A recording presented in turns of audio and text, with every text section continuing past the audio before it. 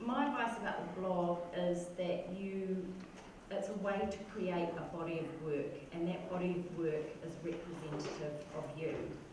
So it has to have a point of view and a voice that is particular to you. So it has to sound like you, but hopefully a smart, sort of erudite version of yourself. And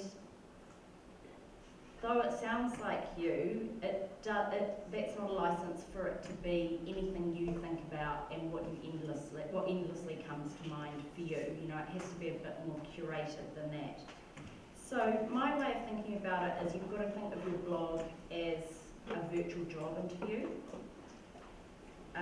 It needs to have a clear direction and a lens through which you communicate what you want to communicate. So that means it has to have a theme, or a specialty, or project-based, like my blog was. It had really clear parameters. It was for a year, and this is what I was going to do. Or it has to focus on something that's important to you. So you want to be strategic about that. If you want to one day be the music editor of a newspaper, it should be about music. You'd make it about music, you'd read every other music blog out there, and then you'd make it different to them in some way that's particular to you. If you want a book deal as a result of the blog, you probably should make it project-based, and it should have a beginning, a middle, and an end that makes it easy for an editor to read it and wrap it up with a bow and put it in a book form. So we've talked a little bit about how you build it and sort of getting to that stage. Once you have the framework, you have to work on your voice and your point of view, and that, well, for me anyway, that didn't happen until I started writing it. So it's quite you sort of want it to happen first, but it develops over time. So you know your point of view first, and think through the aesthetic of the way that it looks so that it represents that point of view and something about you, the way you are as a person, so that it sort of complements the theme that you have. That point of view will be what brings readers back. They need to be reading something that they can't get from anybody else. So on the way here I turned on national radio and the panel was on blogs and columns, because Charlie Brooks from The Guardian is giving up his columns. He's had enough of columns. He said 90% of what he reads is bullshit, and so we need to stop writing, which is ironic considering what I'm talking about. He's giving up his column. He is, yeah, for a while apparently. I thought that was a joke. No. Yeah. Wow. So it must have just been reported because it was on the radio as I was driving here. He said that I think he said he couldn't find anything more interesting to say about, and they were talking about, in those sorts of positions, he's got to write a column on what's out there in the ether. So like, how many more things can you say about the royal baby that hasn't already been said? So that's what I'm talking about when I say point of view. Like, if your voice and your point of view is different to everybody else's, people will come to your site because your point of view is going to be more interesting to them. So in a way, whether the subject is music or politics doesn't really matter so much as the way that you write about it. Does that make sense? You need to exhibit the skills of writing, thinking and curating.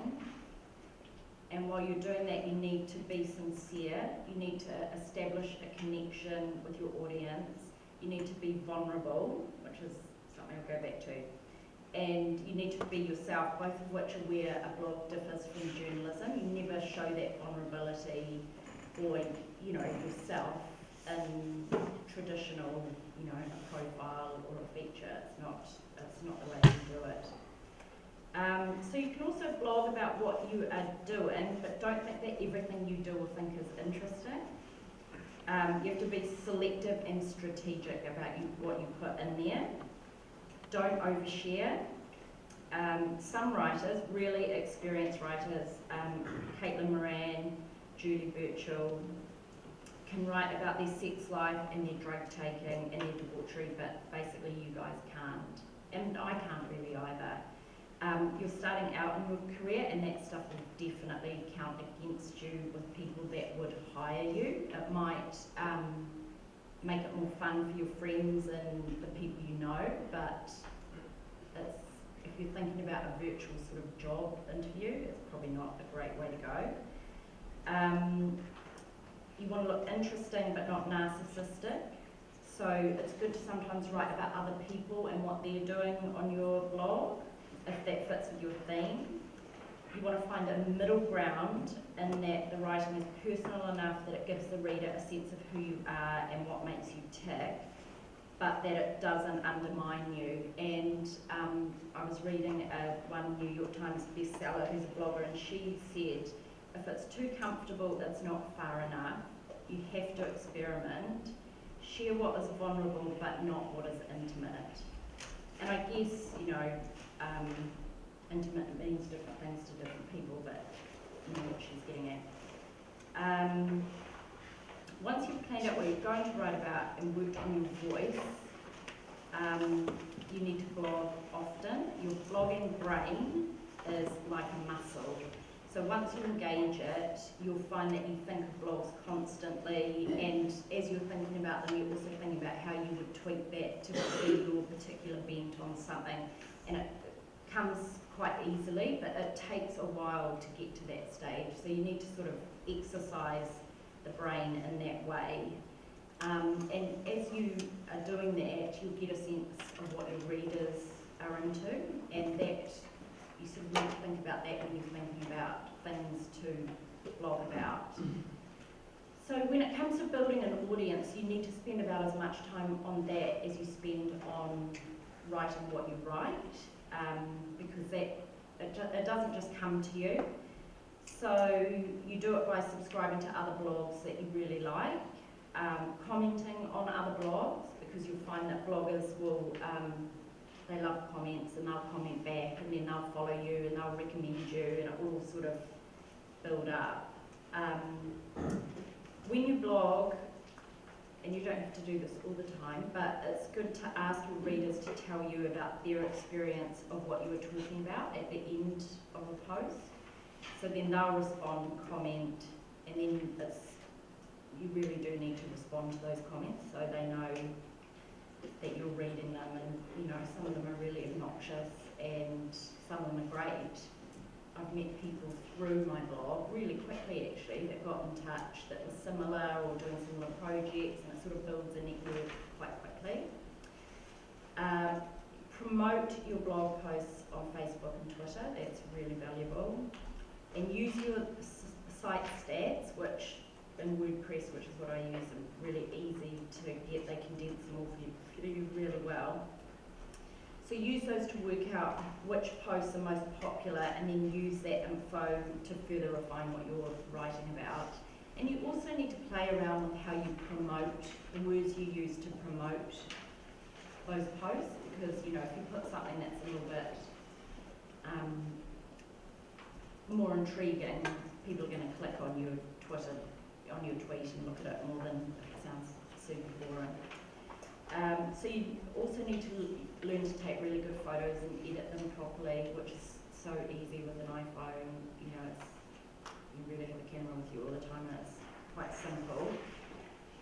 And finally, read other blogs that are similar in subject matter, and blogs that are completely different but have something to teach you when it comes to voice. Read books that started as blogs, and I'll go into that a bit more later. And read writers that don't blog but write prose, fiction, columns, and literary non-fiction to learn how to write, and I'll probably go on about that a bit more later too.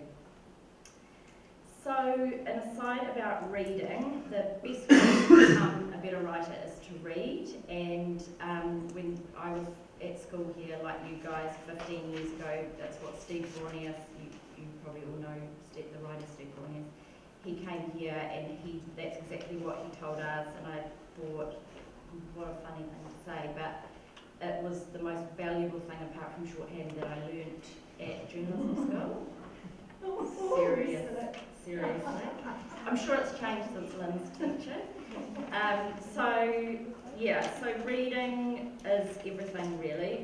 overseas newspapers to see what a real news story is. The papers here are just not sophisticated enough when it comes to news reporting, and I'm a great fan of the New York Times because I lived there for a long time. But what they're doing with their packaging and their interactive storytelling is phenomenal, and it's what we should all be doing here, and nobody's got the money to do it, so you should be looking at that. Read journalists whose work you admire, and most of all read fiction and literary non-fiction. That's where you'll study pace, voice, what is indicated rather than explained, what is withheld and what is revealed, and how that helps the plot to move along. Because, you know, the great long-form journalists, that's what they do. They tell a story like a novelist tells a story. They hold things back, they reveal them, they give you a hint of something.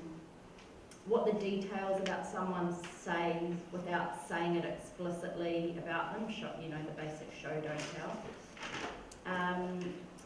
So read is basically what I'm saying. So another quick aside about Twitter and Facebook. Social media is a great way to promote your blog and any other writing you do. You know, if you're published anywhere, you should be tweeting a link to it. And you're all young and you've grown up with social media and you know how to use it, and it should be second nature to you. It will be. It's a great way also to connect with people you meet through work. So for me, in the States particularly, Facebook is used a lot in media for work, so you get connected to people and you have a way to contact them that you wouldn't normally have. Twitter is a fantastic way to keep up to date with what's happening in the world, and you should all follow every section of each overseas newspaper you like on Twitter, and that should be the way you consume your news rather than picking up the Herald. So the downside is that there are times in your career where Twitter and Facebook won't help you. If you want to talk online about going on vendors or walks of shame, you need to work out your privacy settings. So when someone comes to me, applies for an internship or a job interview, the first thing I do is Google them.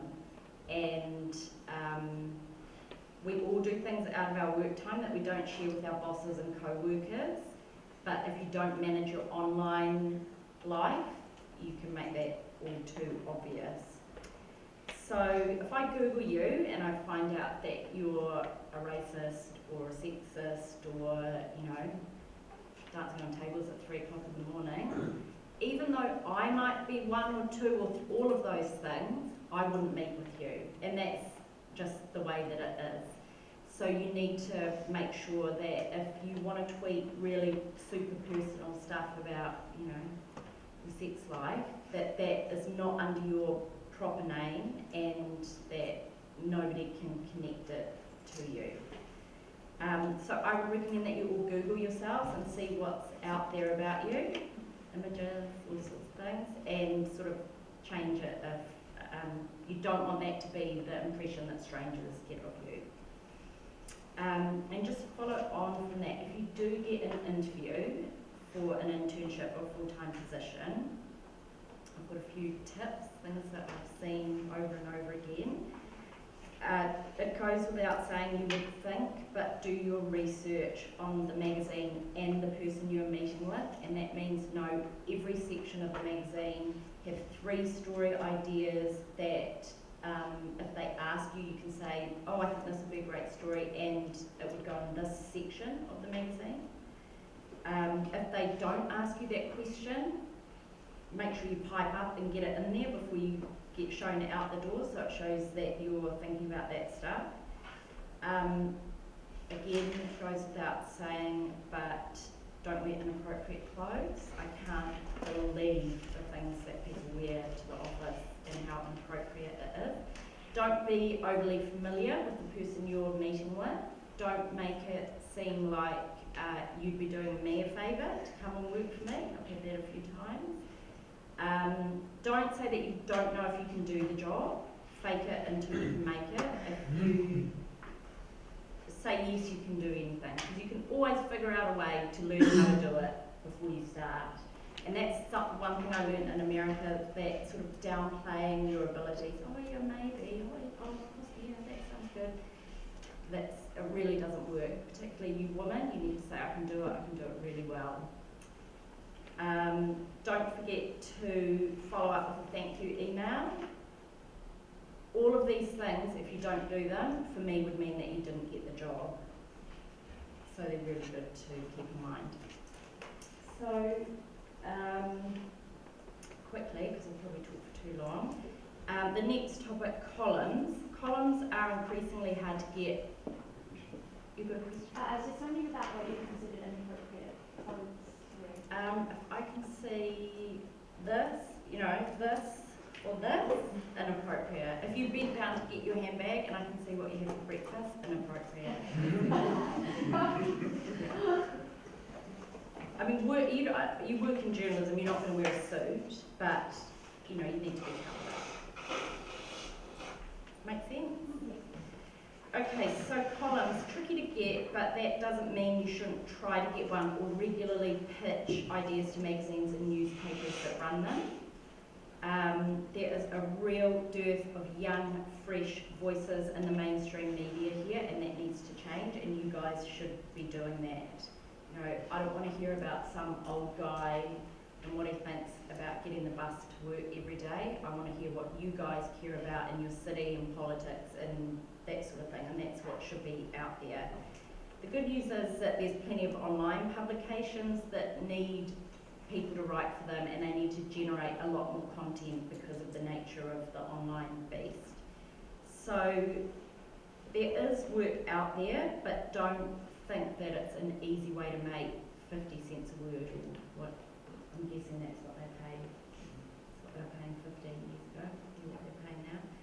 So it's not, like the blog, it's not a matter of just throwing anything onto the page and that's what you think about something and that's good to go.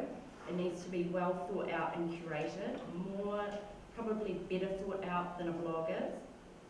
The best columnists, and I'll talk about them later, agonise over their subject matter and their prose, two different things, for days and days. They doubt every second word they put on the page and rework until what they've written is as tight as a drum, and that's what you guys need to do too. First though, you'll need some flair as a writer, which presumably all of you have because you're sitting here. You'll need to have a clear voice. That's why you will be hired to write that particular column, because you think and say things in a way other people do not. Your individuality is in the pace of your prose, your word choice, the length of your sentences and your patois. It is in the perspective you bring to a subject. So you need to spend some time thinking about your perspective on things, how you see the world, your philosophies about life. Hone those innate qualities that you have in the way that you think to be funny or thought-provoking or authoritative, whatever way you want to go, whichever is most natural for you.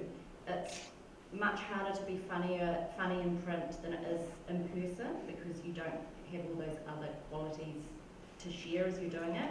So if that's your goal, you need to read the people that do that really well. A column needs to have a beginning, a middle and an end.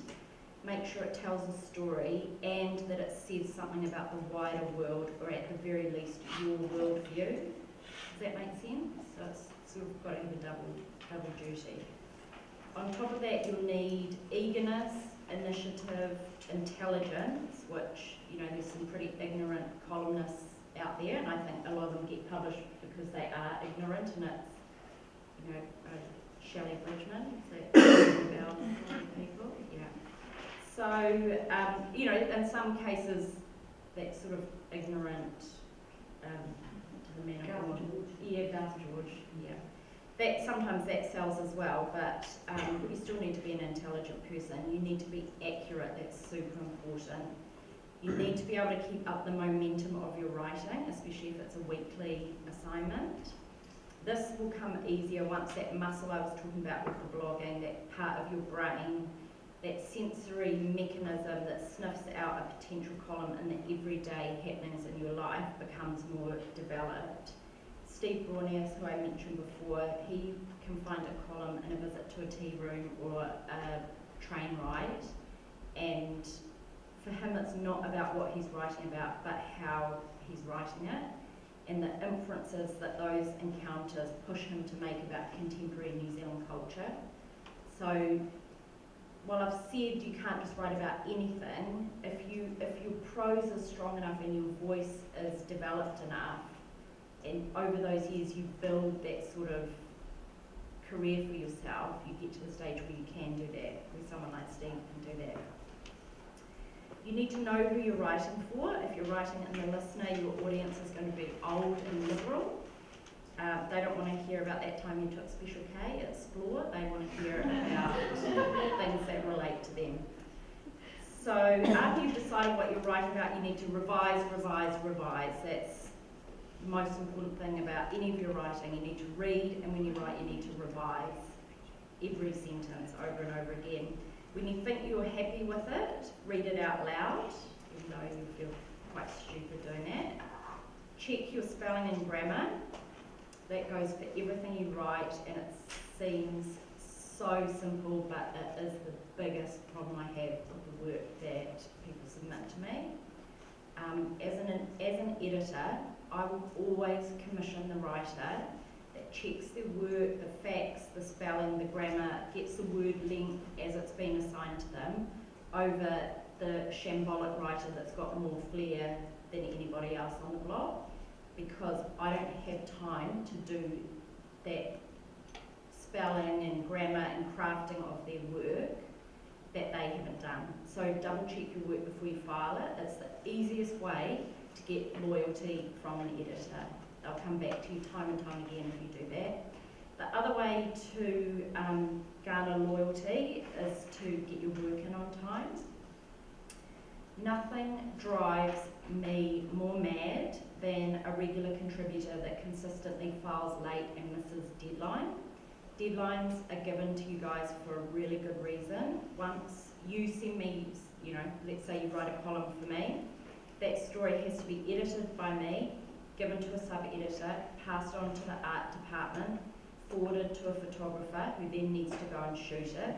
The page needs to be designed, the story needs to be edited and laid out, it needs to go to a proofreader, and then it gets sent to a printer's, and the print date obviously is a date that can't be changed.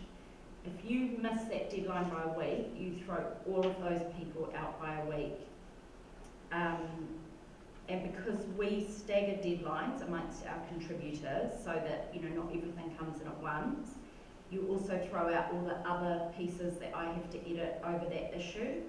So you need to get your stuff in time, and if you don't, it's the fastest way of losing a column or a regular stint with the magazine. And then it buys you a little bit of leeway, because that one time that the dog dies or something really does happen and you need to file late, you're in good graces and it's okay to do it.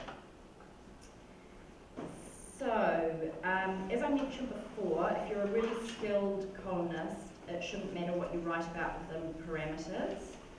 Christopher Hitchens, who you probably have all read, if not you should read everything that he's written from his very first days to before he died a couple of years ago. He started his writing career as a communist toff living in the UK and ended it 40 years later as a neoconservative who had adopted America and Bush's politics. It didn't matter whether you agreed with the old, young Hitchens or the old, the way he thought about the world and put his words on the page was fascinating either way.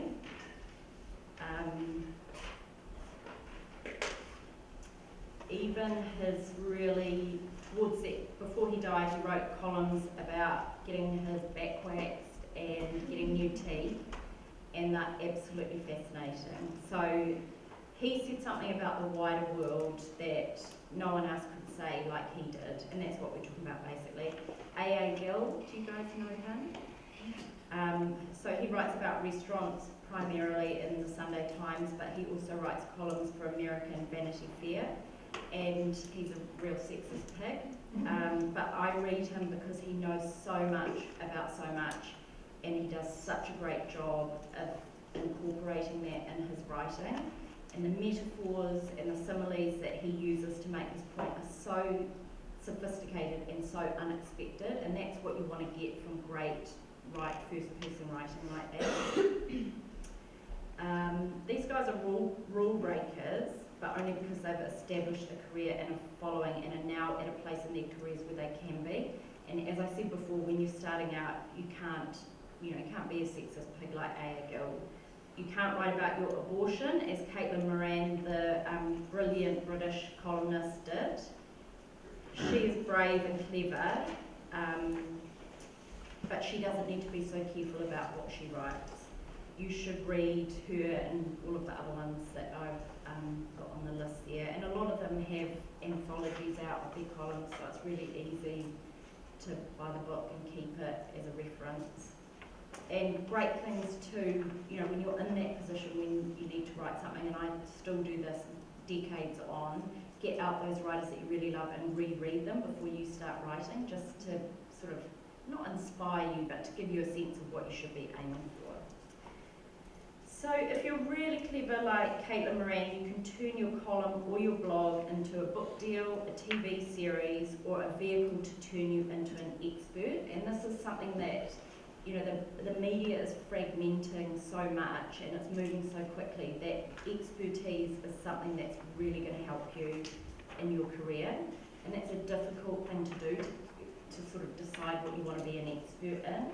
But science journalists are always going to be employable, aren't they, Lynn? Because they have a specialty and they know what they're talking about. And you can make your specialty about absolutely anything, really. So, Caitlin Moran's book of collected columns, How to Be a Woman, was critically acclaimed, won National Book Awards, and immediately got her a second book deal. The British writer Giles Corran, do you know him? He writes about food. He got at least two TV series, The Good Life and The Supersizers, thanks to his columns on food. Julie Powell, who wrote a blog about trying to cook every recipe in Julia Child's book. So that was a tiny little blog that became a book and then became a Hollywood movie starring Meryl Streep. The Sartorialist and the Selby, two bloggers that you guys probably read, they've both had great book deals, have several beautiful coffee table books as a result of their blog. And there's absolutely no reason why you guys, if you can just pigeonhole yourself the right way, there's absolutely no reason why you couldn't do the same as these guys. I mean, Julie Powell worked in an office. She wasn't a trained writer. It's just finding that right thing and really making it work for you. So just to finish with one letter, just a really quick thing about journalism in general, which I wasn't asked to do, but I actually Facebooked that I was coming here, and my friends that are in the media all over the world came back with comments. So I've just put that together. The job opportunity for you guys are really poor, and that is the reality of what you're doing, unfortunately. They're poorer than they were even 15 years ago when I started out, and people were saying that print media would be dead in 10 years, which obviously didn't come true. There will be far more of you graduating than there will be jobs to take, as there were in my year. If you get a job, it will pay terribly. So if you want, which it will, won't it? Terrible. So you need to excel if you want to have a career in the media. So you need to hone your writing skills continuously. You need to read voraciously, as I said. You need to acquire as many skills as you can so that you're really versatile. So photography, HTML, video, all that stuff that you probably get taught here, it's well worth getting a good handle on it, because it'll make you a much stronger candidate in a job. I've talked about a specialty. If you're given an internship or an entry-level job, do everything willingly and always offer to do more. If you make yourself indispensable, you will get a job out of it. And often the interns I've had haven't made themselves indispensable. If they had, we would have found a job for them. Conversely, if you don't want to be in the media for the love of it, you should get out and do something else. Go into banking, make heaps of money, never worry about paying the rent ever again. Because it really, honestly, is something that you need to do for the love of it. Finally, my best piece of advice is find a mentor and foster that relationship. When I did my 2-week internship at Metro a million years ago, I stayed late every night and did everything that was asked of me. At the end of those 2 weeks, I showed them a feature I was working on as part of my coursework. You probably will have to do 2 features in your magazine course. That was published in Metro, which kicked off my career, and then Bill hired me. 15 years on, he is still the person that I discuss every career move with, and his input has been invaluable in shaping my career. So you never sort of know what those relationships can lead to, and you need to sort of work at them in a genuine way. Meeting him's probably the smartest career move I ever made, and I didn't really know I was making it, if that makes sense. So learn as much as you can from those people that know what they're talking about, and if you can find someone that you have a connection with, really keep it up, because it leads to a lot of opportunity. So that's it. Any questions? Yes. Just like when you guys blogs, because I had this music blog for years and I kind of stopped posting for a while, but saying you obviously with this, I'm getting back into it, but a lot of it's just basically album reviews. I mean, I don't want to rush out, but the thing is it doesn't matter if it's Justin Bieber album or album custom and you're going a little bit if you Google an album review, it's just album hits, and it's kind of for me it was for a while I was kind of, and still I'm kind of, if I'm going to review this album, why do I just million other blogs that have done the same thing? It's kind of good at this time thing. It's and it's I almost think the internet is bad, it's too much information, it's oversaturated, it's an overload. That's right, and that's the reality of what you're competing with. So as you're competing as a graduate with other people that have trained the way you have, you're competing online with everybody else that's got a laptop and nothing to do on a Thursday night, basically. So that's where the reading and the writing and sort of refining who you are in prose is going to make that difference. Well, having a point of difference is, there's one blog I follow regularly, I guess you kind of got to go, why do I go to that one? Yeah, that's absolutely right. But yes, it's not easy. No, it's not easy. And it's weird, it was really weird for me because I'm a different generation to most of you guys. It didn't feel natural to be putting my successes and failures out there, but it's sort of, you've just got to make it work for yourself really as a tool. I'm kind of in a lucky position where I have a column, and I'm just wondering, because it's all very hands up, I just do it every week and send it in and they put it up and that's great. I'm just wondering how I can weasel my way slightly more into the workings of that site, or to make myself more, as you say, indispensable. Right. So do you have an editor there that you report to, that you have a relationship with? Yeah, that is still a pretty new relationship, so I'm not. Right. And are they here? Are they in Auckland? Yeah. I would always say try and get yourself in front of that person. Have you met in person before? Yeah, we've met in person. Yeah. So I would sort of, it sounds a bit calculating, but I would make sure that sort of every 3 months I got in touch and said, I'm coming by, or can I pop in and have a talk to you about this? And editors are really busy people, so often they'll say, no, it's not good for me, or I'm too busy, try again next week. But eventually you sort of make those inroads, and I find with contributors that I use, even just an email saying, I'm around, have you got anything else that needs writing that isn't what I normally write? If it's that right moment, and I do, I'll say yes, because it's sort of easy and they're a known quantity. So once you prove yourself as a known quantity, I don't know how long you've been writing for this. 6 weeks or a week. Yeah, so you need to get another couple of months under your belt, and then you need to start pitching other ideas that maybe are a bit different for other parts of the site. That's possible. Hard to know without knowing what it is. And then sort of try and segue into meeting up every now and then. And It's just going to foster the personal yeah, I relationship. think so. And you know, they're not always someone that you want to hang out with, but it's never a bad career move, I don't think. Pleasure. With blogging, how do you sort of find your point of difference to separate your blog from all the other blogs out there? Yeah, that's right. So you sort of have to have, I guess you have to have quite a strong sense of yourself and your strengths and your weaknesses, and sometimes that means sitting down and writing down a list of what you're interested in, what you're good at, what you'd be interested in reading, and it takes a bit of sort of, I guess, navel gazing. You have to sort of figure that out for yourself.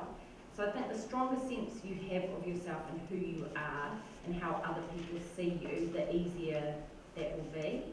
But people also sort of start a blog and then it moves away from some things and back to other things, and certainly with my blog, what I thought was going to be popular at first wasn't, so then it was very clear what people did want to read more about, so which was more the disasters rather than the successes, so that, you know, it sort of shaped, it showed me the direction I should go in as well. But I think topic-wise, you need to pick something that you're sort of endlessly interested in, because you're going to have to sit down and write something about it, you know, 5 to 7 times a week if you're doing it properly. One more question and then we better wind it up. Oh yeah, same sort of question really, because I've got 3 real interests. I love travel, love movies, and I love baking, and I was like trying to Get like them all just, together. yeah, but you can't really think right, so you just want to develop one, I guess you more, Yeah, I mean, I think that in itself, though, all over the Yeah, all three three. things, yeah, exactly. you need to cook on planes or something. You need to get on planes and I'll take use baking the along to kitchen. movie interviews, yeah, because I think I everyone likes bring that. baking along to journalism. Well, there's absolutely no doubt that the appetite for food blogging and food media is unabated, so that's got to There's be one your about the favourite. British folk, the boy bakes, and it's just Yeah. so good. Yeah, do you know the girl, Little Paris Kitchen, I think it's called? She got a TV deal out of her blog about cooking in a tiny, I think she's only got a hot plate. The other thing you should do is the New York Times on last Sunday had a huge feature on travel blogging and the way that it is moving, the politics of it, because you know, you accept a free trip. You know, if you become a successful travel blogger, you get offered these trips, and that's a whole other thing about PR and journalism, which you'll learn about, and declaring that sort of stuff. So Yeah, I've got a bake a story that might come back to haunt me. About stories that people do. yeah. But you can change, you can get rid of the stuff that's out there about yourself if you need to. And I'm sure you wouldn't mind answering the odd query from the students as they begin this route. Yeah, absolutely, anytime.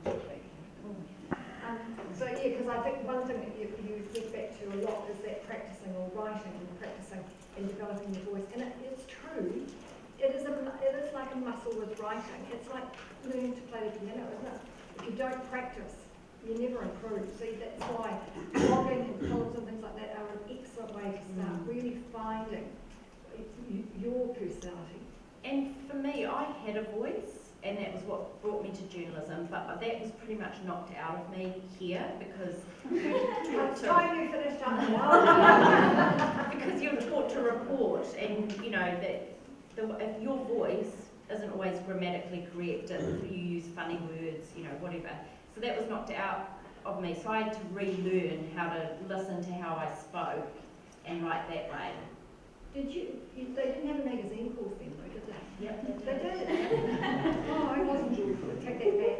Wasn't yours. Because my argument is that you have to really pull back to news writing and make every word count before you can actually develop a proper voice. Yeah, and that's right. Yeah, and that's the process I went through. Yeah. So I mean, journalism, you know, the New York Times rules should be understood by an 11-year-old. Yeah, work for 12. But you're using your real voice, that's the best relevant. That's right. Anyway, thanks everybody. Can I have that